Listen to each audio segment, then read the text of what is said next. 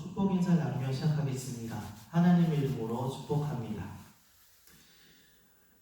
2015년도에 그 통계에 따르면 OECD 국가 중에 가입되는 국가 중에 대한민국이 자살률 1위로 발표가 됐습니다. 청소년 흡연율이라든지 낙태 수술이라든지 여러 가지 부분에서 1위를 계속 해왔기에 특별하게 이것이 큰 문제가 되겠느냐라고 생각할 수도 있을 것입니다. 근데 조금만 더 자세히 생각해보면 생각보다 심각하다라는 것을 알 수가 있습니다. OECD 가입국 중에서 평균 자살률은 10만 명당 11명입니다. 그런데 우리나라는 10만 명당 33명, 3배에 달하는 사람이 자살을 하고 있습니다. 그 수치는 2등이었던 일본이 10만 명당 21명인 것을 볼 때 현저하게 차이가 난다는 것을 우리가 알 수가 있습니다. 요새 사람들은 자살이라고 하면 10대 청소년들을 많이 생각을 합니다. 그리고 청소년의 자살은 사회적으로도 이슈가 되곤 하지요. 저도 수능이 끝난 다음 날이면 혹시라도 자살한 친구가 없는지 뉴스를 확인하고는 합니다. 지난 2014년에 부산에서 수능이 끝나고 물에 뛰어들었던 그래서 자살했던 친구도 있었고요. 2015년에는 자신의 아파트에서 뛰어내렸던 친구도 있습니다. 올해는 특별히 코로나로 인해서 정상적인 수업들이 잘 진행되기 어려웠던 그런 시간들, 또 지금도 계속 그런 시간을 보내고 있기 때문에 바라기로는 올해에 또 이런 일들이 없기를 간절히 소원합니다. 근데 놀라운 것은 전체 자살 인구 중에서 가장 높은 비율을 차지하는 것이 이렇게 절제하지 못하고 또 돌발적인 행동을 하는 10대들이 아니었다는 것입니다. 40에서 50대 성인 남자가 자살 인구 중에 가장 높은 비율을 보여주고 있습니다. 현실에서 가장 괴로움을 느끼며 삶을 포기하는 것이 청소년이 아니라 40, 50대에 그것도 남자가 아닌 여자가 아니라 남자들이 더 많이 자살을 하고 있다는 것이죠. 이것을 볼 때 사업의 실패로 인해서 경제적인 문제로 인해서 실직 등으로 인해서 이렇게 자살을 한다고 합니다. 얼마만큼 우리의 아버지들이 힘겨운 시간들을 보내고 있는지 우리가 상상해 볼 수 있습니다. 이 자살에 대해서 좀 더 실질적으로 체감하기를 원한다면 이렇게 말할 수 있습니다. 우리나라에 자살하는 사람들의 평균을 시간으로 계산해 본다면 42분마다 한 명씩 자살을 하고 있는 것입니다. 우리가 오늘도 이렇게 예배를 하고 기도하는 시간 가운데서도 한 사람 이상은 자살을 하고 있다는 것입니다. 사람들은 말합니다. 살기가 힘든 세상이다. 사는 것이 죽는 것보다도 더 어렵다라고 말합니다. 왜 그런 말들이 나오게 됐을까요? 그저 경제적인 이유 때문일까요? 그렇지는 않은 것 같습니다. 어르신들의 이야기를 들어보면 지금이 얼마나 살기 좋은 세상인지를 알게 됩니다. 지금같이 음식이 넘쳐난 적이 없었고 옷이라고 해도 요즘처럼 따뜻한 옷들도 없었습니다. 가고 싶은 곳도 금방 가지 못했고 소식이 궁금하다 해도 바로바로 전화하거나 이렇게 연락할 수가 없는 그런 세상을 살았던 분들이죠. 과학은 갈수록 발전하고 우리가 사는 세상은 편리해질 것입니다. 얼마 전에 한 영상을 봤는데 에어로모빌이라고 해서 하늘을 나는 자동차의 시운전 영상이었습니다. 이제 얼마 되지 않아서 하늘을 나는 차를 타고 다니는데도 오게 될 것입니다. 세상은 앞으로도 더 발전할 것입니다. 그런데 그럼에도 불구하고 우리의 마음은 상처로 또 슬픔으로 또는 고통으로 가득 차가고 있다라는 생각을 하게 됩니다. 오히려 삼시세끼 밥만 먹을 수 있으면 행복했던 그때가 더 좋았다고 말하는 어르신들의 말씀이 가슴에 남습니다. 오늘 본문을 보면 현재를 살아가는 우리가 살아가면서 힘들다라고 하는 그런 어려움에 처한 사람이 등장합니다. 그런데 그는 좌절하지 않습니다. 세상에 순응하지 않고 믿음의 눈으로 믿음의 방법으로 이 난간을 뚫고 나갑니다. 이 사람을 통해서 하나님을 믿는 사람들이 어떻게 불합리한 세상을 싸워나가는 건지 살아나가는 건지 함께 알아보도록 하겠습니다. 오늘 본문의 배경이 되는 26장을 보시면 하나님께서 이삭을 그랄에 머물게 하십니다. 창세기 26장 1절부터 4절에 아브라함 때에 첫 흉년이 들었더니 그 땅에 또 흉년이 들매 이삭이 그랄로 가서 블레스 왕 아비멜렉에게 이르렀더니 여호와께서 이삭에게 나타나 이르시되 애굽으로 내려가지 말고 내가 네게 지시하는 땅에 거주하라. 이 땅에 거류하면 내가 너와 함께 있어 내게 복을 주고 내가 이 모든 땅을 너와 내 자손에게 주리라. 내가 내 아버지 아브라함에게 맹세한 것을 이루어 내 자손을 하늘의 별과 같이 번성하게 하며 이 모든 땅을 내 자손에게 주리니 내 자손으로 말미암아 천하 만민이 복을 받으리라. 그래서 6절에 이삭이 거기에 머무릅니다. 여기서 우리가 기억해야 할 것은 하나님이 이삭을 거기 머무르게 하셨다는 것입니다. 이삭이 여기 있겠다고 한 것이 아니라 하나님이 그를 머무르게 하셨다라는 것이죠. 그런데 거기서 이삭은 미움을 받게 됩니다. 우리들은 이런 상황이라면 억울해하면서 이렇게 말할 겁니다. 하나님이 여기 머무르라면서요. 그럼 하나님이 책임져 주셔야죠 라고 하나님을 원망할 것입니다. 마치 출애굽할 때 이스라엘 백성들이 그러했던 것처럼 말입니다. 하지만 이삭은 그렇지 않습니다. 그는 그저 묵묵히 그가 행해야 할 일을 할 뿐입니다. 12절에서 14절을 보시면 이삭이 왜 블레셋 사람들에게 미움을 받게 되었는지 그 이유가 나옵니다. 이삭이 그 땅에 농사하여 그 해에 100배나 얻었고 여호와께서 복을 주심으로 그 사람이 창대하고 왕성하여 마침내 거부가 되어 양과 소가 떼를 이루고 종의 힘이 많으므로 블레셋 사람이 그를 시기하여. 이삭은 열심히 살았습니다. 남의 것을 도둑질한 것이 아니고 속인 것도 아닙니다. 선하게 일했으나 그가 번성함을 말미암아 블레셋 사람들의 시기를 받게 됩니다. 사람들은 말합니다. 착하게 살면 손해받는 세상이라고요. 열심히 일해서 부자가 된 이삭을 축하하고 기뻐하는 것이 아니라 저기 있는 저 이방 사람이 우리 가운데 와서 부자가 되었구나 라며 시기하고 있는 것입니다. 이렇게 말하면서 블레셋 사람들이 철없는 아이들처럼 행동하죠. 15에서 21절에 보면 그 아버지 아브라함 때에 그 아들의 종들이 판 모든 우물을 막고 흙으로 메웠더라. 아비멜렉이 이삭에게 이르되 네가 우리보다 크게 강성한즉 우리를 떠나라. 이삭이 그것을 떠나 그랄 골짜기에 장막을 치고 거기 거류하며 그 아버지 아브라함 때에 팠던 우물들을 다시 팠으니 이는 아브라함이 죽은 후에 블레셋 사람이 그 우물을 메웠습니다. 이삭이 그 우물들의 이름을 그의 아버지가 부르던 이름으로 불렀더라. 이삭의 종들이 골짜기를 파서 샘 그늘을 얻었더니 그랄 목자들이 이삭의 목자와 다투어 이르되 이 물은 우리의 것이라 하며 이삭이 그 다툼으로 말미암아 그 우물 이름을 에색이라 하였으며 또 다른 우물을 팠더니 그들이 또 다툼으로 그 이름을 심나라 하였으며.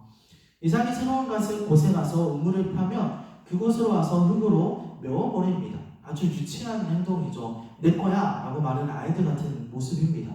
그렇게 다른 곳으로 이동을 하면 다시 새로운 곳에서 우물을 파고 또 찾아와서 그것을 메워버립니다. 우물 파는 일이 쉬운 일이 아닐 텐데도 그럼에도 다시 이동해서 또 우물을 팝니다. 그러면 또 와서 블레셋 사람들이 쫓아와 떠나라고 말을 하는 거죠. 이럴 때 사람들은 힘 있는 자들에 대하여 비난을 합니다. 또 자신의 힘 없음에 대하여 약자라는 것으로 비난하기도 합니다. 이삭도 힘 있는 블레셋을 원망할 수 있었을 것입니다. 또는 힘없는 자신의 무력함을 한탄할 수도 있었을 것입니다.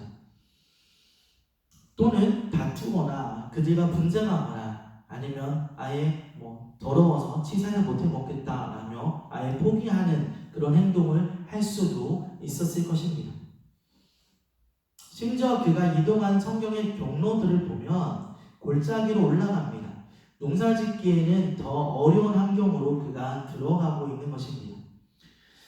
사람들은 환경 탓을 합니다. 우리나라가 왜 이 모양일까? 경제가 어려운데 어떻게 살아가지? 정치하는 사람들이 잘 못해서 그런 거야. 이런저런 이야기들을 할 수 있겠죠.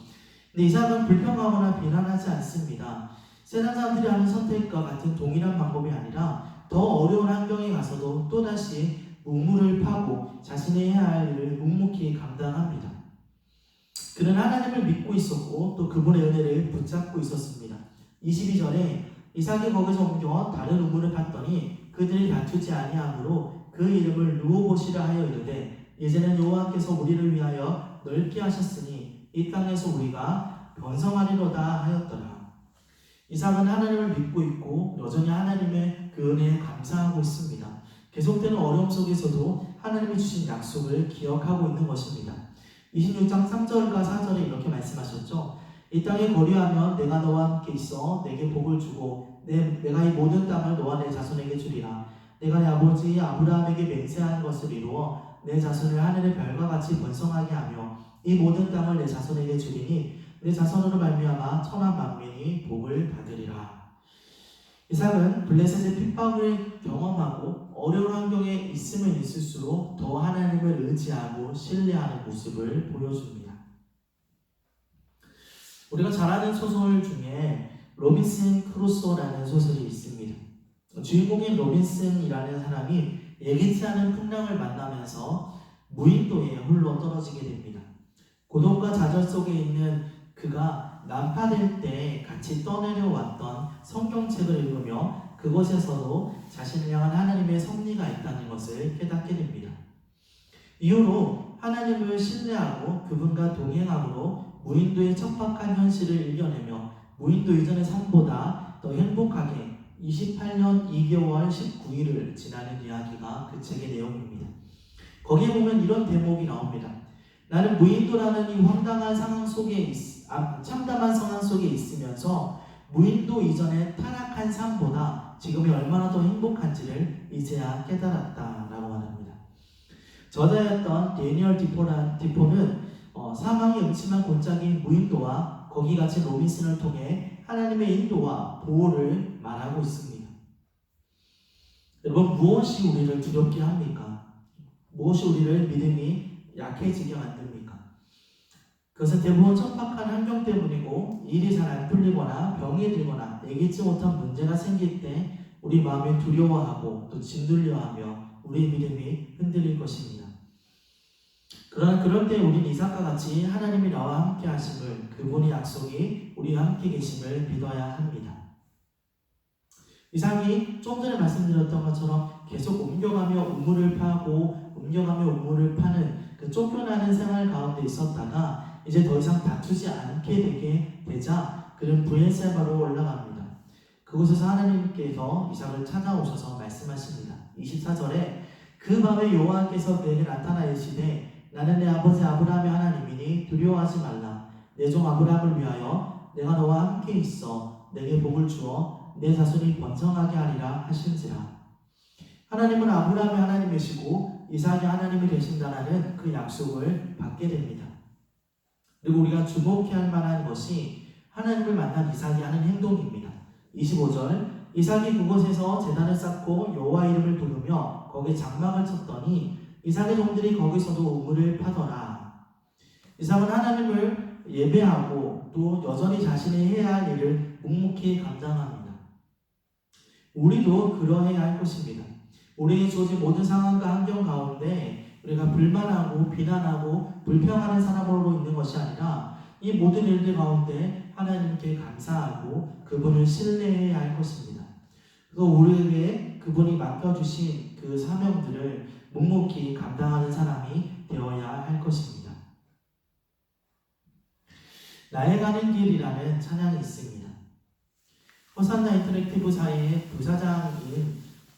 부사장이면서 많은 찬양 사역자들을 발굴해냈던 사람, 우리나라에도 사랑하는 나의 아버지, 주는 나의 힘이요, 이런 곡들을 이제 만든 사람으로 또 그런 곡들에 이제 부른 사람으로 많이 알려져 있는 돈모엔이라는 사람이 만든 찬양입니다.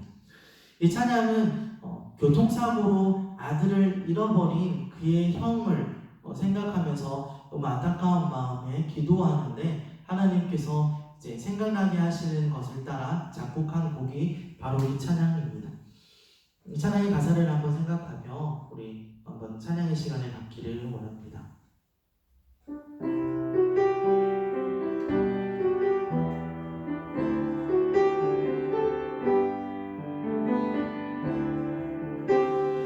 나의 가는 길 주님 인도하시네. 그는 보이지 않아도 날 위해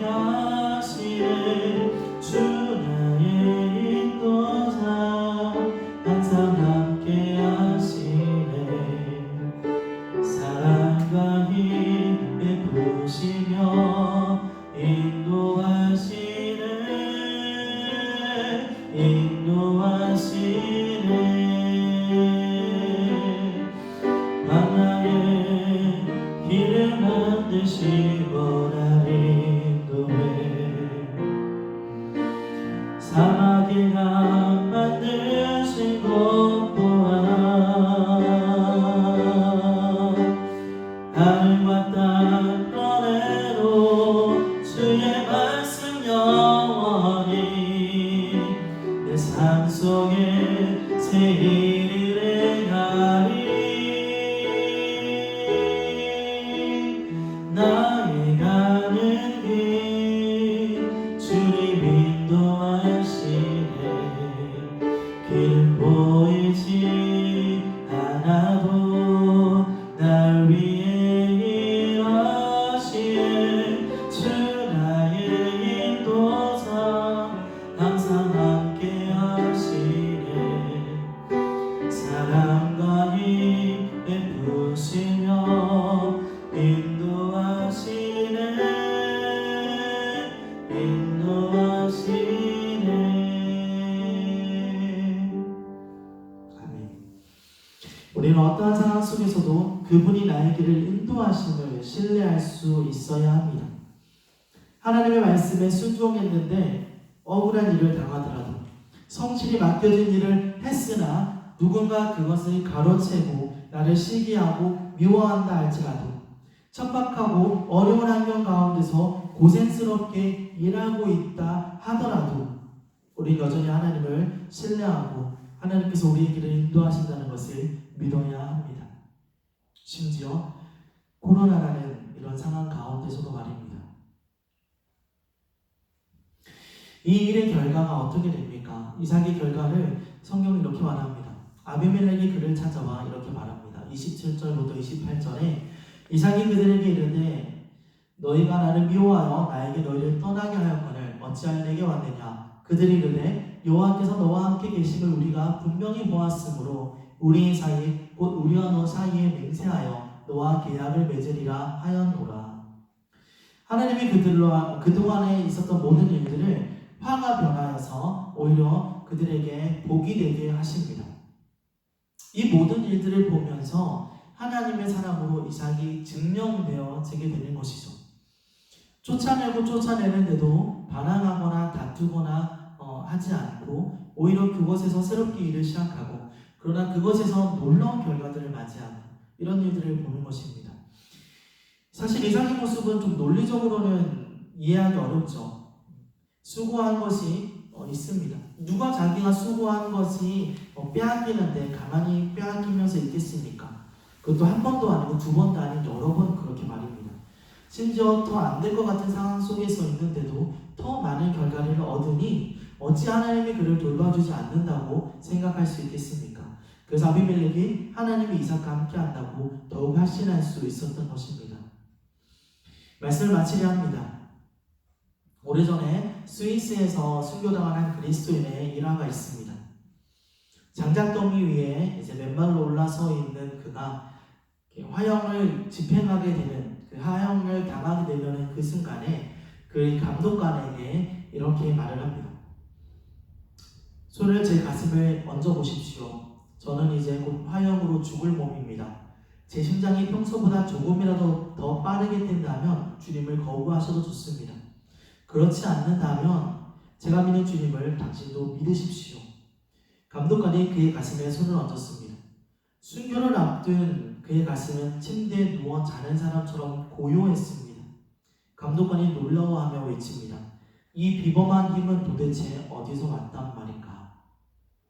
이것이 실제 있었던 일입니다. 하나님은 우리가 비범함을 갖추기를 원하십니다.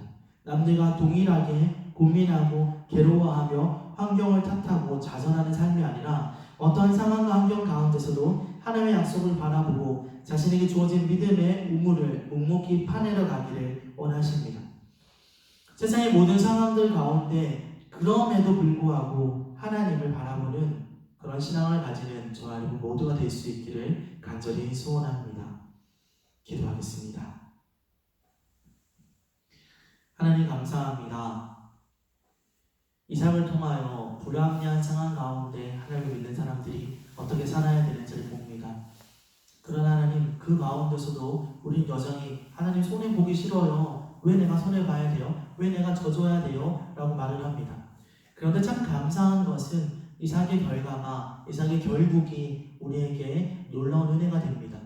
그는 그것을 피하여 새로운 곳에 가서 또 묵묵히 자기 일을 하고 또 만나신 하나님께 감사로 예배하며 또 우물을 팝니다.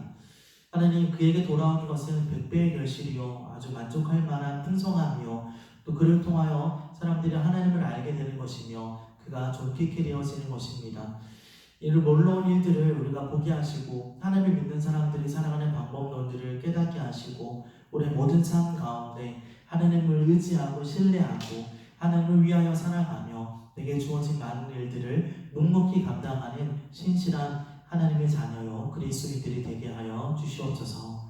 감사합니다. 우리와 함께 하신 하나님, 이 모든 어려운 상황들, 특별히 코로나의 모든 상황 가운데서도 우리를 지키시고 우리와 함께 하시고 우리에게 예비한 뜻과 계획이 가지고 계신 그 하나님을 찬양하며 거룩하신 예수님의 이름으로 기도드렸습니다. 아멘.